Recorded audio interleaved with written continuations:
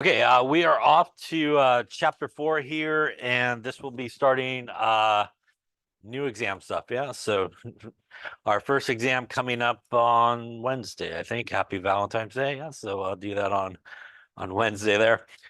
So this will be exam 2 stuff starting here at chapter 4. So in chapter 4, we're going to talk about atoms mostly. We're going to talk about the structure of atoms, some really important experiments to help us understand the different parts of atoms. We'll talk about atomic number, mass number, protons, electrons, and neutrons.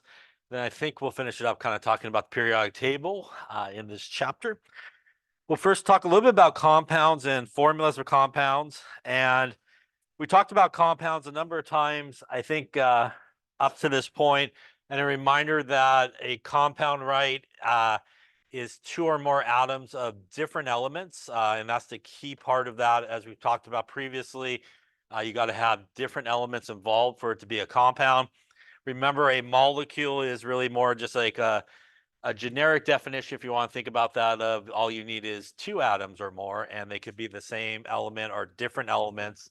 But in order for them to be a compound, it does have to be two different elements, at least two different elements sort of involved. Obviously, a chemical formula expresses what types of atoms are present in a formula. And when we write our formulas, we do, as we can see there with our H2O, we do use subscripts to represent how many of those atoms that we have. And the subscript is always to the right of the element it goes with. So that would mean that we have two hydrogen atoms present. And pretty much in chemistry, most of the time, if you do not see a number written, it represents that there is one of something. So there would be basically one oxygen atom. Again, typically we do not write the one in there. So we do always use subscripts to represent how many atoms of these elements always end up to the bottom right of the symbol for that particular element. And obviously, as we've talked about a couple of times up to this point, something like water obviously is a compound because it contains hydrogen and oxygen together. And it obviously has two or more atoms that are present in that case. Now, when we talk about a compound, compounds always sort of contain the same relative amounts of these elements. So when we have water, it will always contain two hydrogen atoms for every one oxygen atom. And as we'll talk about, by mass, they will also have sort of the same mass ratio that is present. So when we write these formulas, again, H2O, CO2, and NH3, we do use those subscripts. So in case of carbon here, there's one and two oxygens, one nitrogen, and three hydrogens. When we do write the symbols for the formulas, as you can see on the periodic tables that we got hanging in here, usually the symbols are pretty much one letter or two letter sort of abbreviations. If it is one letter, it is a capital letter that you want to use. If it is a two-letter abbreviation, the first letter is capitalized, the second one is not. So a common example is if you went CO like that versus CO like this. Capital C, lowercase o is cobalt, the element, but two capitals here, capital C and capital O is carbon monoxide, which is obviously something very different. So in the case of carbon monoxide, we would have one carbon and one oxygen present in that particular compound. So it's really important, especially if you're somebody who maybe writes capital letters for everything. You definitely don't want to do that when you're writing formulas, especially using chemical symbols, because you're really not meaning to write. So two-letter symbols, which a lot of them are. First letter always capitalized, second one not. And if it's a one-letter symbol, should always be capitalized. Let's take a look at a couple examples here. Why don't you take a couple of minutes here and come up with the proper formulas for each of these things? Okay, let's take a look and see. So for the first one, we got 6 carbon atoms. So carbon is C. And once again, we would do a subscript next to it. And we have 6 hydrogen atoms. So something like that. We have a compound that has half as many calcium as chlorine. Another way of looking at that is I have 1 calcium. I should probably have twice as much chlorine. So it looks something like that. And lastly here, we got equal numbers of sodium, which is Na, nitrogen, which is N, and 3 times as many oxygens, which is that. Give a little sodium nitrate. Thank you. Any questions on any of those? I would if you Jacob?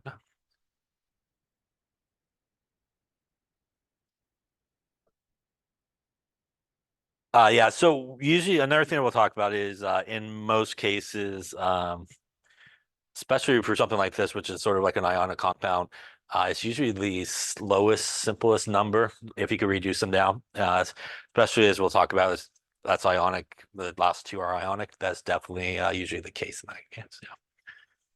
But in case of this question, technically speaking, that would be the right sort of arrangement of it. Yeah. Other questions? Okay. So again, you should get sort of an understanding of the elements. If you don't have it, obviously at some point we'll talk about naming and all that, which is really important to know. I would say, to the left, to the right, kind of the middle section, there's a lot of element symbols that we definitely know. Not too much on the bottom 2 rows of the periodic table, except for uranium there, but at some point you definitely want to make sure you have an understanding of what the symbol is for a particular element. And we'll do some more as we kind of continue on. All right, so we're going to then talk about atomic theory, and we're going to really talk about the atom.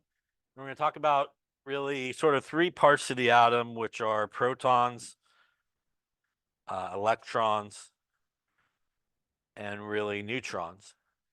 And we're going to go through some events, as I mentioned before, in terms of experiments that helped us sort of understand sort of a little bit more about these sort of particles that are within an atom, where they're located, and sort of what the atom is. So as we go through some of the different experiments and stuff like that, I'll tell you kind of what you need to know or remember from those.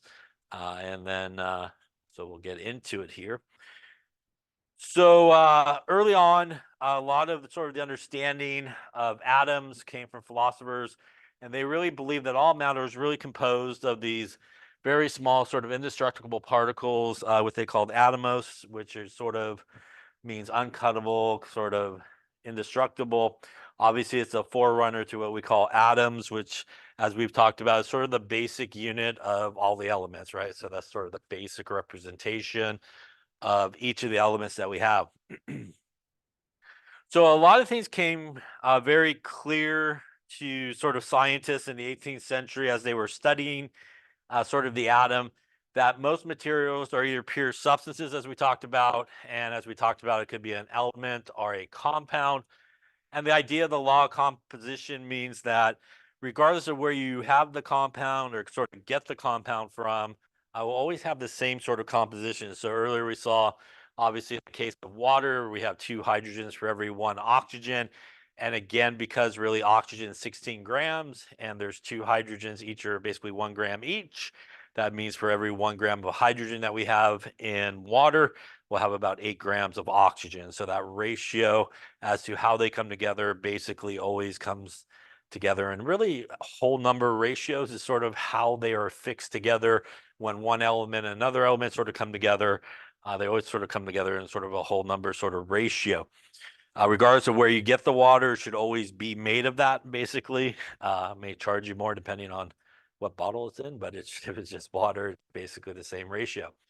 So sort of the first sort of understanding or atomic theory that came about is Dalton's atomic theory. And you do need to know these different points we're going to talk about here. But it is a theory. So as we talked about earlier on, it is something that as time went on, some parts of it were proven to be maybe not so correct in all aspects of it. So let's talk a little about Dalton. Dalton's atomic theory and Dalton himself, he was an unusual talent for math and science. He kept records of the weather every day, so he would wake up and kind of write the weather down. Oddly, never married, but probably one of the most important things is he did like to go bowling on Thursdays, so that definitely is going to show up on the exam. So don't say like Fridays, half price Sundays or something like that. It is Thursdays. Um, but I guess the other thing he was known for, besides the bowling on Thursdays, is he actually came up with sort of a precise sort of definition of what we call atoms, and it's again referred to as sort of Dalton's atomic theory. So let's take a look at some of the important parts of Dalton's atomic theory. One of the ideas was that elements are composed of these extremely small particles called atoms, these sort of indestructible sort of particles. He said that all atoms of a given element are identical to each other in terms of their size, their mass, and their chemical properties. He also said that basically atoms of one element will differ from atoms of another. And he said that really compounds are definitely composed of more than one element involved. And chemical reactions really only involve the rearranging of these atoms. So that's sort of the idea, as we see on the bottom there, if we might, the idea of law of conservation of mass. So when we have a chemical reaction, as we'll talk about, and we did a little bit there, I think, in the energy chapter, all that happens is basically break all the bonds and then they make new bonds on the other side. So we never change any of the atoms involved in a chemical reaction. And that's why we have the law of conservation of mass, which means, if we started with 6 carbons, we will end with 6 carbons. They may be in different things along the way, but we won't lose anything along the way. And after we're done talking here in this chapter, we'll understand why that is, as chemical bonds really only involve electrons, and why that's not important in terms of the element changing or anything like that. So a couple of things that sort of are not so correct as time went on was this idea of atoms being indestructible or can't really be changed. And in nuclear reactions, for example, you can change elements. You don't have sort of conservation of elements. So they do change from one element to the next. And really, the other thing that's really not so correct is this part of it, that all atoms of a given element are identical to each other. The existence of isotopes, as we'll talk about in this chapter, isotopes are essentially the same element, but they have different masses, which obviously, if they're the same element but have different masses, they are not identical to each other. Otherwise, they would have the same mass. So the existence of isotopes sort of disproved that. But all the other stuff is still relevant and correct. As we talked about, compounds are definitely made up of more than one element. When we do have a chemical reaction, again, that's pretty much what happens. We just kind of rearrange everybody into new compounds on the product side. So you do need to know these points, what's sort of correct and incorrect. Any questions on that there? So this is how Dalton pictured compounds. And in this case, we have basically the same 2 elements. We have nitrogen and oxygen in all these guys here. But really what happens, depending on sort of the combination of those elements that come together, how many of each of those elements together, really they're kind of their geometrical shape as well, does give them all sort of different properties. So even though they're all sort of composed of really the same 2 things, nitrogen and oxygens, they can have very, very different properties depending on how many of those nitrogens or oxygens are present, and also how they are sort of attached to each other. And that will give them very much different sort of properties. We also see that they do come together in sort of whole number ratios. We never end up with like a half atom hanging out or anything like that, or a quarter of an atom. So they come together in the proper proportion, which usually exists as whole numbers of all those. That's why when we write a chemical formula like we just did, we never have a subscript on the bottom. That's like a decimal. It's always a whole number as you go through, because it should hold numbers for everybody when they come together. So let's talk a little bit about the structure of the atom. And based on Dalton's atomic theory, several things were really thought of. Again, the idea that the atom is that basic sort of unit of these elements that could come into chemical combination. A lot of investigation early on through the 20th century demonstrated that although atoms are really small sort of particles themselves, they have even smaller particles within them, sort of an internal structure. And those are sometimes referred to as subatomic particles. And those are our electrons, protons, and neutrons. And a reminder that, as we will talk about, protons are positively charged, electrons are negatively charged, and neutrons have no charge.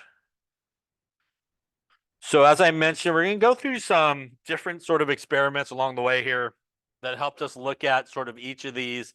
And as I mentioned, sort of where they end up sort of in the atom, where they are in the atom, and some different ways that we can investigate each of these things.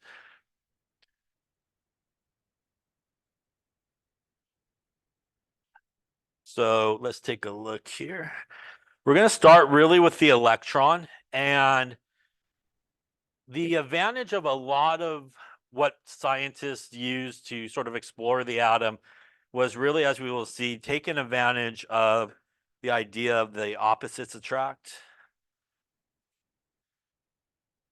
So they use a lot of sort of radioactive sort of particles that have charges in a lot of these experiments. And some popular radioactive type of particles that we come across, there are alpha particles. That's the alpha symbol there. And these are really positively charged radioactive particles. Some experiments used was referred to as beta particles. That's the beta symbol there. And these are kind of negatively charged particles. And some experiments used were referred to as gamma rays, which is really just pure radiation, has no charge. So you could almost kind of envision that, each of these are sort of used very similar to, like, we have protons, electrons, and neutrons, right? Things that have no charge, things that have positive charges, things that have negative charges.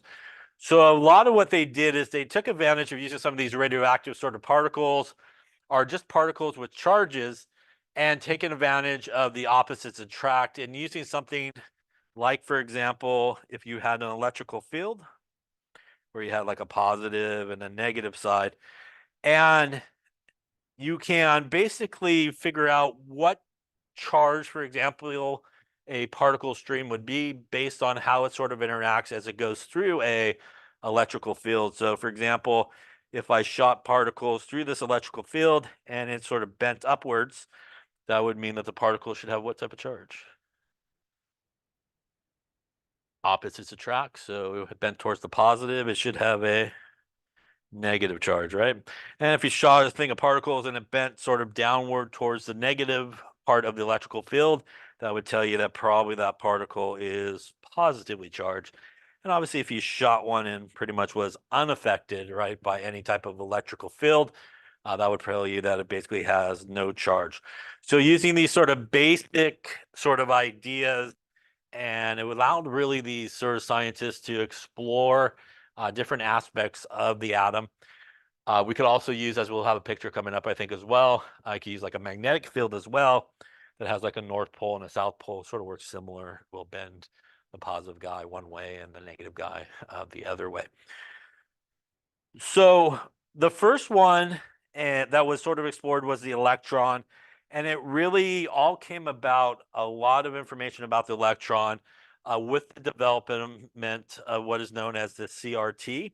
And the CRT is the cathode ray tube. That's what the CRT stands for there.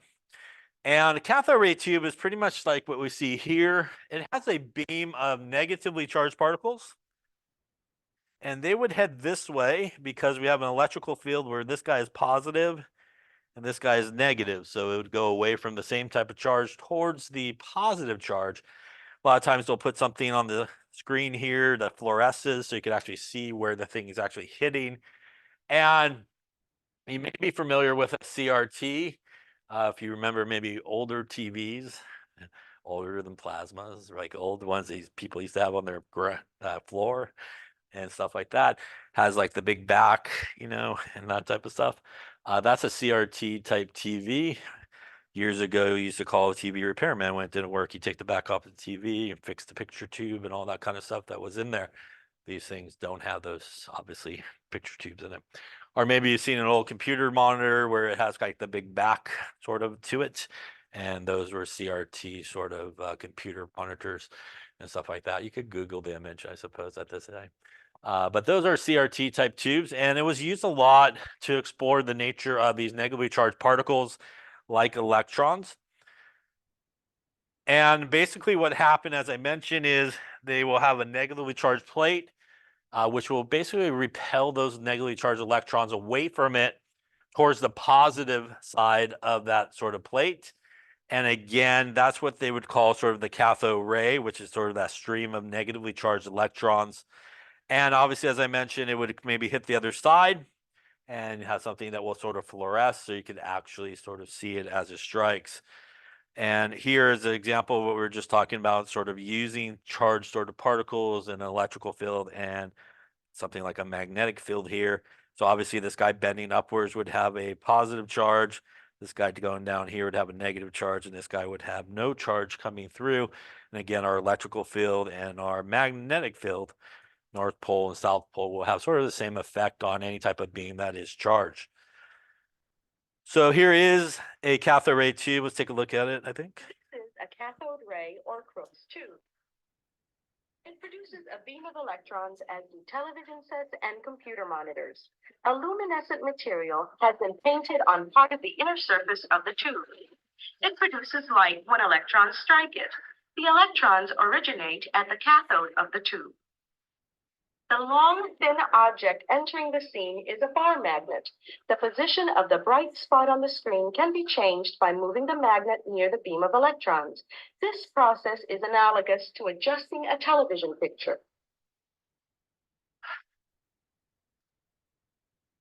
Which nobody does anymore. They just, go to Costco and get another TV. Nobody calls a repairman these days. But one person that used the cathode ray tube to really explore the electrons was a guy named J.J. Thomson. And there he is staring at his cathode ray tube. And he was able to use the effects of sort of electrical field, magnetic field on this cathode ray tube to explore really the electron. And he was able to come up with, in terms of the electron, the charge to mass of an electron. So one of the important things that came out of Thomson's work was the charge to mass of an electron. And that is this number right here. And the units are coulombs per gram. Coulombs is the charge, and grams is a mass. So that is the mass to charge of an electron. And this was an important sort of understanding of the electron. And even sort of further understanding of the electron came with another really important sort of experiment. And this was one done by a guy named Millikan. And Millikan did what is referred to as the oil drop experiment. And what he basically did was he took oil and he shot it through this chamber, atomized it into little droplets that went through this little hole. And the droplet of oil would basically start to fall. And as it would fall from the friction, it would pick up a charge.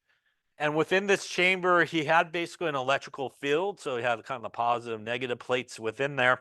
And he was able to really adjust the electrical field in such a way that pretty much the oil droplet just kind of hung there and didn't go up, didn't go down. And so he was able to really sort of dial in the electrical field to figure out the charge on the electron. So I think that's what this is right here.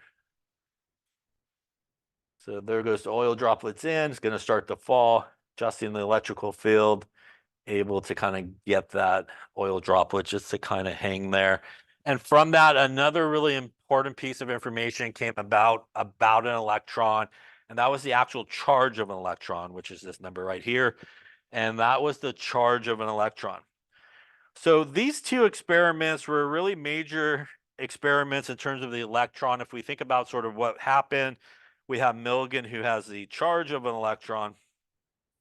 We had Thomson, who had the charge to mass of an electron.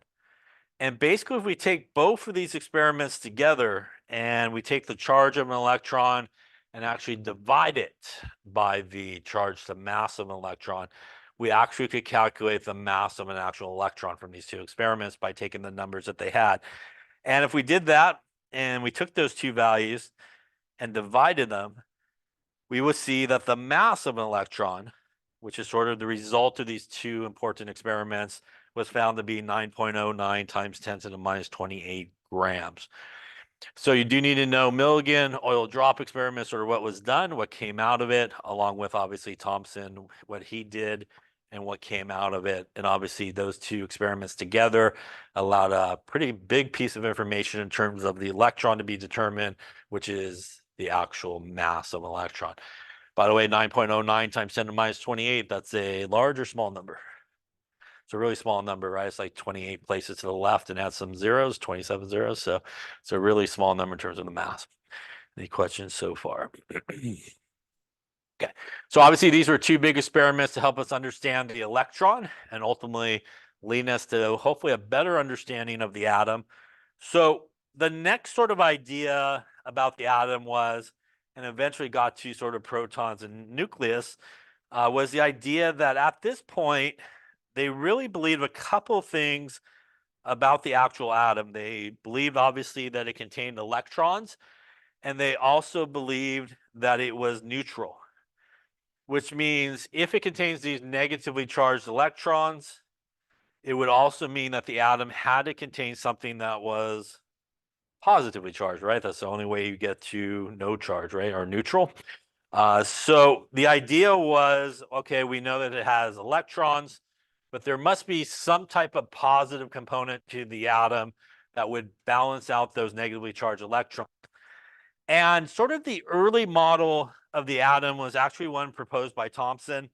And Thomson did this model of the atom where he said basically the atom is a sphere of positive charge. So this positive charge spread out all over this sphere. And within this sphere, there are electrons that are sort of embedded inside. So within here, we have negatively charged electrons. And he felt that most of the mass of the atom was the electrons. So plum pudding is like a dessert with raisins sort of dropped in there. And so that was sort of the idea. Okay, like the pudding's like the positive charge spread out all over, and the raisins sort of dropped in there, kind of like the electron sort of embedded inside the atom. And this was sort of the accepted model of the atom based on sort of the early work that was done with these experiments. It was also sort of the idea of, well, I know it's got to be some type of positive charge, so I think my positive charge is just kind of spread out all over. And a much better picture of that is something like this. Again, the blue represents the positive charge. Again, our electrons embedded inside, and that's the plum pudding model, which you do need to know what it looks like and sort of what things represent. And this was sort of the accepted model of the atom until really the next major sort of experiment came along that really helped us better understand sort of the atom. And that was an experiment that was done by Rutherford, also Geiger, like Geiger counter, if you ever use anything that's radioactive, and Marsden. And that is what is referred to as the gold foil experiment. And the gold foil experiment, Rutherford basically took alpha particles. So he basically took pieces of gold foil and he took these alpha particles, which again are those radioactive, positively charged particles, and he shot alpha particles at pieces of gold foil and other metals. Now, what actually happened here is something that was very different than what they sort of expected to happen. So based off of the model we were just talking about, which is the plum pudding model where we got all this positive charge spread out, we have our electrons embedded inside. They assume, for example, that when they went and shot these alpha particles, which are these positively charged particles, at these atoms here, basically, they expected it to actually kind of go through with some deflection. And that would make sense since you're charged, it's heavy, it's moving really fast, and you're throwing it through a pudding of spread out positive charge. So it's kind of like if you had a piece of paper, for example, like this paper here and here. And if this paper here was my atom, and this entire piece of paper was all the positive charge spread out really big. And if I held this side and somebody held this other side, and we shot a pin at it, right, that was moving really fast, it probably would be able to pop through, right? But as it would come through, there would be a little bit of deflection as it kind of popped through the other side. And that's sort of what they expected to happen when they did this experiment. But when they actually did this experiment, they were kind of surprised by what actually happened. They took these alpha particles and they shot them, and pretty much most of them had no problem. It just kind of sailed right through. No big deal. Nothing happened to them. But they did see that every so often they would see these alpha particles bounce off at these really large angles, even come back at the source. So this made them think that, oh, maybe this is not so good here, this model of the atom. So let's think about what that result really tells us. First off, if I shot alpha particles and they sail through, no problem, not deflected. What'd they hit? Pretty much nothing, right? So if I took my pen and my paper wasn't in the way and I just threw it that way, it's going to go straight, right? Nothing's going to happen to it. It's not going to come in contact with anybody as long as I don't hit the door, I suppose. But every so often, right, we have these alpha particles, which are radioactive, heavy particles moving really fast to be bounced off at really, really large angles. And that would mean that they had to hit something that was what type of charge? Yeah, very positively charged, right? Because they're positively charged, right? So the only thing that would make them bounce off at these really large angles is they had to hit something that was very densely positively charged to bounce them off the other way. If they hit something that was negatively charged, they would just stick, right? Because they'd be attracted to it, right? So they had to hit something that was sort of positively charged. But as we'll talk about here in the next couple of slides, and we'll sort of see, they had to sort of rethink this sort of positive charge within the atom that maybe it's not really spread out all over, but maybe if we took our positive charge and we did some folding here, so like 7 times, you can't fold anymore. Is that maybe it? So we took all our positive charge instead of being all spread out. Maybe we have a really centralized, dense positive charge here. And if I took my pen and threw it at it and not missed it, let me try that again, right? It's going to actually bounce off, right? And because it's very strong there. Sorry about that. I didn't mean to throw that pen at you. Or wear goggles on the front row. You never know. So this was a really major sort of discovery in terms of the structure of the atom, and it was very surprising. And that's not what they actually thought was going to happen. So let's take a look at that. T10, Rutherford and his co-workers were studying the angles at which alpha particles were scattered as they passed through a thin gold foil. Most of the alpha particles passed through undeflected. However, a few were found to be scattered at large angles, some even back in the direction from which they had come. This meant that they had collided with an object much more massive than the alpha particles themselves, yet so small that only a few alpha particles encountered them. This atomic level view shows what is happening. Most of the atom is occupied by the low mass electrons. The nucleus is small and massive. When an alpha particle encounters a nucleus, it is scattered at a large angle. So as we saw there in that animation, pretty much most of them, again, had no problem, which meant, again, they didn't really run into anything. So instead of really the atom being filled with all this positive charge all over, the idea was perhaps there's nothing really there. It's kind of empty space. But again, what accounts for all these guys bouncing off at these really large angles is that it had to hit something very, very positively charged and densely positively charged. So they found that most of them were undeflected, as was talked about there in the video. And then again, they sort of compared it to like shooting a gun at a piece of paper and the bullet coming back. So clearly having to hit something that was very, very densely positive. So what did this mean? They really had to sort of move away. And on the left here is what they thought was going to happen. Again, most of them kind of going through with some deflection. But what they saw was on the right, most went through undeflected, but with some really large deflections happening. So they had to really sort of abandon Thomson's model of the atom and go, well, that plum pudding model, not so correct, and come up with really a new sort of explanation about the atom. And they said that the atom is mostly empty space.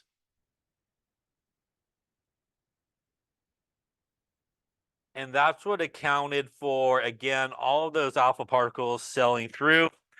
That's essentially where all the electrons are hanging out, kind of in that empty space, kind of flying around the electron cloud, if you want to sort of think about it that way, is sort of where we have our electrons. They said that it had a very dense positive core, which they called the nucleus, and later found that protons are found in the nucleus, which are positively charged. And in like 1930s, neutrons were found to be there that have no charge. And the other major sort of difference between the Plum Pudding model and really the current model of the atom is that most of the mass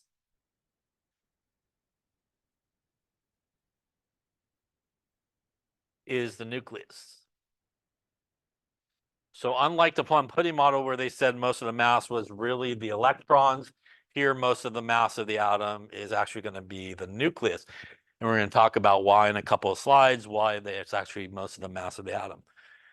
So you do need to know Rutherford's experiment, what was done. You also need to know what they thought was going to happen versus what actually did happen, and obviously how that affected the model of the atom to where really the current model of the atom, mostly empty space, dense positive core, which is our nucleus, that has protons, electrons are out at some distance. Is there going to be an attraction between the nucleus, which is basically positively charged because of those protons, and our negatively charged electrons? There is going to be attraction, right? Because that's, again, the opposite attraction. So there is an attractive force between those two. It's really what keeps the electrons from, for example, just flying away. And by the way, electrons in that empty space does not travel in pretty circles or anything like that. They do travel pretty randomly about the nucleus. So they don't travel in pretty circles or anything like that.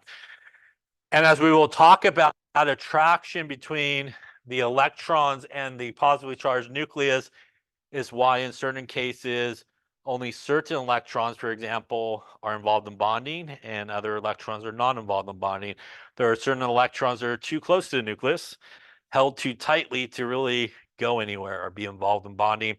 There's electrons in higher energy levels, which are actually further away from the nucleus and not held as tightly, which are allowed to sort of participate in bonding. So it does affect, what electrons, for example, may participate in something like bonding. Any questions on that there?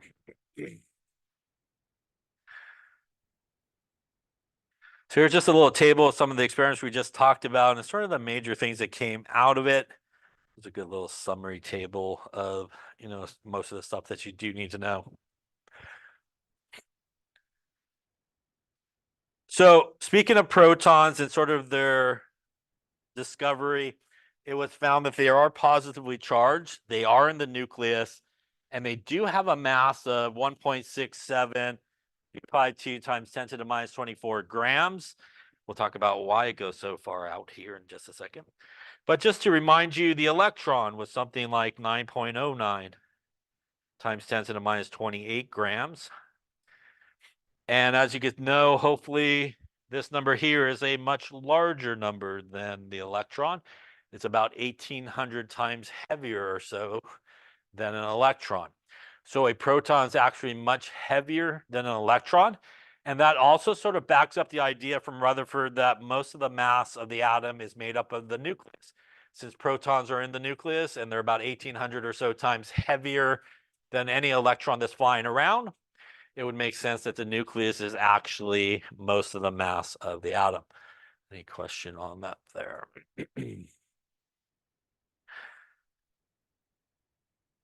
Now, at this stage, when we think about the atom, a couple of things are sort of understood. The nucleus comprises most of the mass of the atom, but actually it occupies a very small volume. So even though it's pretty much the center of mass there in an atom, it's actually a very small volume of it, which accounts for why most of those alpha particles had no problem sailing through because it missed it, because it's kind of relatively small. You could think of like the atom as like the size of the Superdome or a really big football stadium. You ever been to the Superdome? It's a very big football stadium. You sit in the seats and you feel like you're falling over in the seats. That's how tall and big it is in there. But it's like a very big football stadium, and like a marble on the 50-yard line. It's like the sort of nucleus. So a lot of empty space for those electrons to fly around in. Very small sort of center. that is very positively charged because of those protons that are confined to it. Now, the neutron, there's always sort of a belief that in addition to protons and electrons, there was another sort of particle, and also a belief that that particle was also found in the nucleus. And it wasn't until about 1932 that it was sort of discovered by a guy named Chadwick. He did a lot of experiments with beryllium and alpha particles, and he saw that a lot of particles that resembled gamma rays, so if you remember, gamma rays have no charge, were found sort of coming off. So he basically called these guys neutrons, and they're also found in the nucleus. And in addition, it has a 4 or 5 times 10 to the minus 24, and that's why they come out to so many digits between this one and the proton, and it's because that it's barely beats out the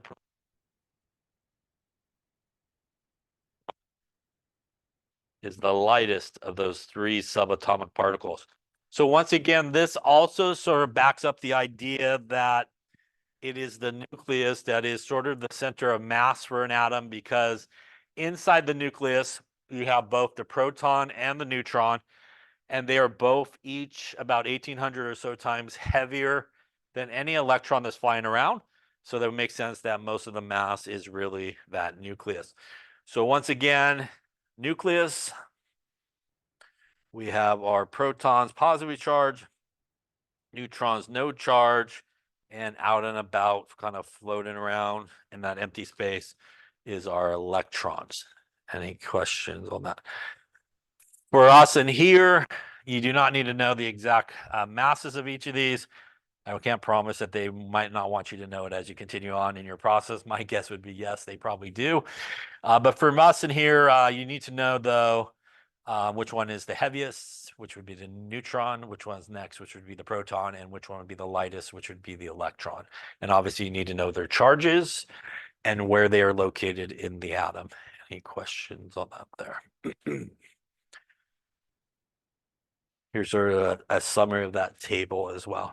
So where they're all located, the modern version of the atom, obviously, which is what we've been talking about, empty space, nucleus, and all those type of things. Any questions on the atom? Okay. All right, so let's talk a little bit about some more parts of the atom. Here's sort of a cross section of what an atom sort of is.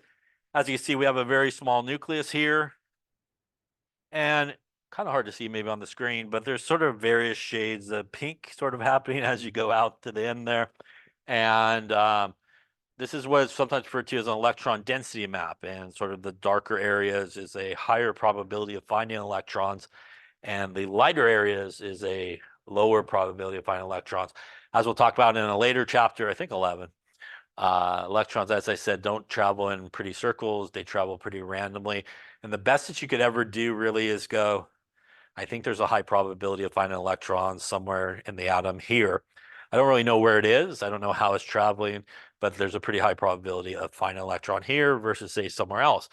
As you would imagine, since the nucleus is there in the middle and positively charged, there would be a pretty high probability near it. And as you would fan out away from the nucleus, the probability would go down. Doesn't mean you can't find an electron out there, but there'd be a less of a probability of finding it. So when we talk about atoms, though, pretty much most of its chemistry does come from electrons, because that's pretty much what's involved in bonds. And if you think about sort of the structure of an atom, electrons are on the outside, which means when atoms come together, they're pretty much the first ones to say hello to each other. And that's what's going to happen when things basically go through bonding, is those electrons. And as I mentioned before, it's really the valence electrons, which are those highest energy electrons that are involved in bonding, because they're not held as tightly to the nucleus.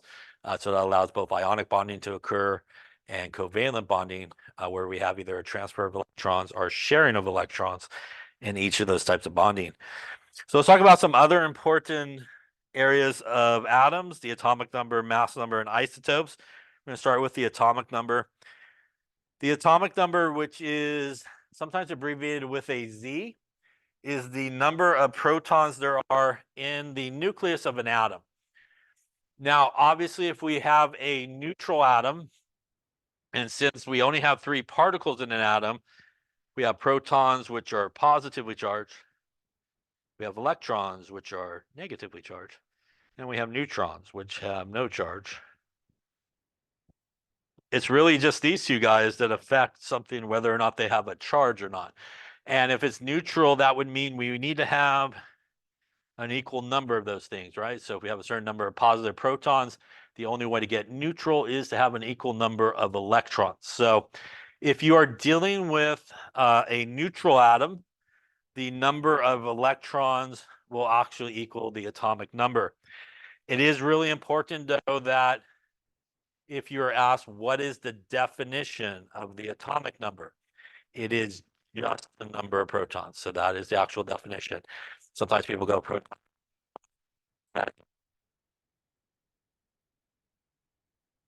is only protons. So don't mention in case you're asked that.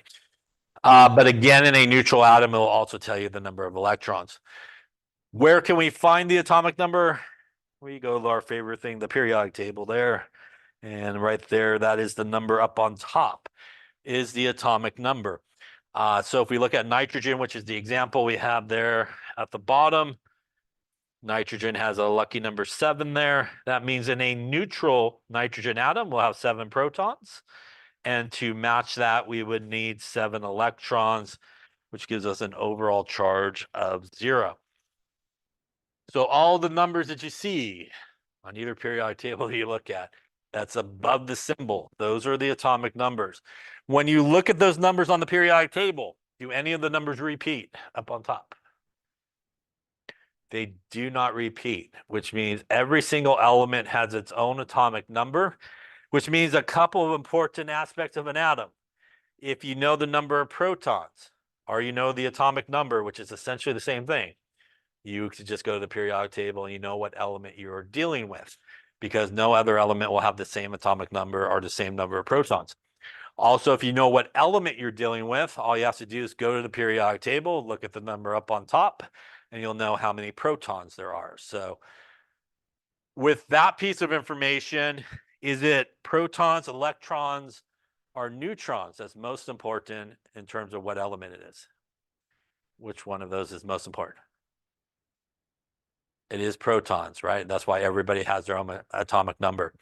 That is why when we talk about a chemical reaction occurring, we have the same elements we started with and end with, because in a chemical reaction, it only deals with electrons. Nothing in the nucleus is touched. No protons in the nucleus is touched. And that's why if you start with 6 carbons in a chemical reaction, you will still end with 6 carbons on the other side, because nothing there in that nucleus, and specifically protons, are touched, and only the electrons are touched. So that's why we do have that conservation of elements. That's also why when we deal with like a nuclear reaction, for example, we don't have that, because a nuclear reaction does nothing more than do everything in the nucleus. It plays with protons, it plays with neutrons.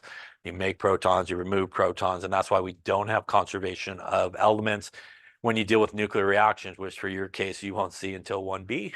But in Chem 1B, when you talk about nuclear reactions, you'll see that you do not have the conservation of elements like you do in a normal chemical reaction, like we talk about in this class, and also 1A. So that's a really important thing. You'll never have a nitrogen that has 5 protons, because 5 protons is boron. Yeah, number 5 up there. So boron is the guy with 5 protons, I guess. Any questions on that there? Another important number is the mass number, and the mass number is abbreviated as with an A. And the mass number is the number of protons and neutrons that you have in an atom's nucleus. Now, if we think about those two things, we have our mass number, which is our number of protons plus our number of neutrons. We have our atomic number that we just talked about, which is our number of protons. If we subtract those two things, if we take the mass number minus the atomic number, protons cancel and leaves us the number of neutrons. So if you know the mass number and you subtract it from the atomic number, you'll be able to figure out the number of neutrons there are in that particular atom. Except for hydrogen, which by the way has one proton, has one electron, has no neutrons. Everybody else has protons, electrons, and neutrons. So hydrogen only has a proton and an electron, does not have a neutron. So that's something you should definitely keep in mind.